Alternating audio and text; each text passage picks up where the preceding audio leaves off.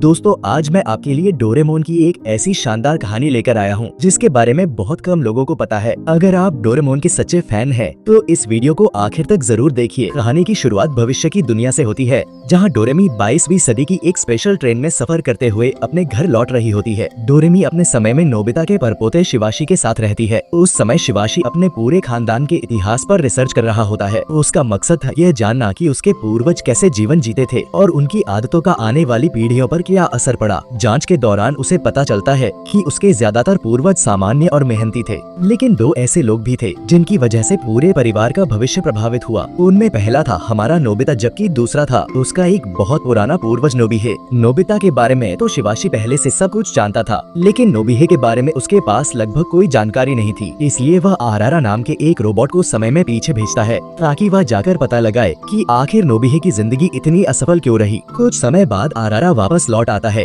और जो रिपोर्ट देता है उसे सुनकर सभी हैरान रह जाते हैं। वह बताता है कि उसने अपनी जिंदगी में नोबिहे जैसा आलसी, डरपोक और बिना किसी लक्ष्य वाला इंसान कभी नहीं देखा। उसके अंदर न आत्मविश्वास था और न ही आगे बढ़ने की कोई इच्छा। शिवाशी समझ जाता है कि नोबिहे की यही कमजोरियां पीढ़ी दर पीढ़ी आगे बढ़ती हुई नोबिता तक पहुंची, जिसकी वजह से उसके परिवार की तरक्की भी हमेशा रुकती रही। अगर किसी तरह अतीत में जाकर नोबिहे को बदल दिया जाए तो शायद पूरे परिवार का भविष्य भी बदल सकता है। इसी दौरान आरारा उन्हें अतीत की कुछ रिकॉर्ड की हुई घटनाएं दिखाता है। वीडियो में दिखाई देता है कि नोबिहे पर एक खतरनाक डाकुओं का गिरोह हमला कर देता है। हालात इतने डरावने थे कि आरारा भी अपनी जान बचाकर वहां से भाग आया था। यह देखकर शिवाशी और डोरेमी दोनों चिंता में पड़ जाते हैं। उन्हें अच्छी तरह पता था कि नोबिहे अकेले उन डाकुओं का सामना कभी नहीं कर पाएगा, इसलिए शिवाशी तुरंत डोरेमी और आरारा को अतीत में भेजने का फैसला करता है। उनका मिशन सिर्फ नोबिहे की जान बचाना नहीं था, बल्कि उसकी सोच बदलकर उसे एक बहादुर और आत्मविश्वासी इंसान बनाना भी था। इसके बाद डोरेमी और आरारा टाइम मशीन की मदद से कई सौ साल पीछे उस दौर में पहुंच जाते हैं, लेकिन वहां पहुंचते ही उन्हें कुछ अजीब दिखाई देता है। पूरा गांव लगभग खाली पड़ा था, चारों तरफ सन्नाटा था, मानो लोग बहुत पहले ही उस जगह को छोड़कर जा चुके हों। इसी बीच उनकी मुलाकात एक लड़की शिजुकिन से होती है,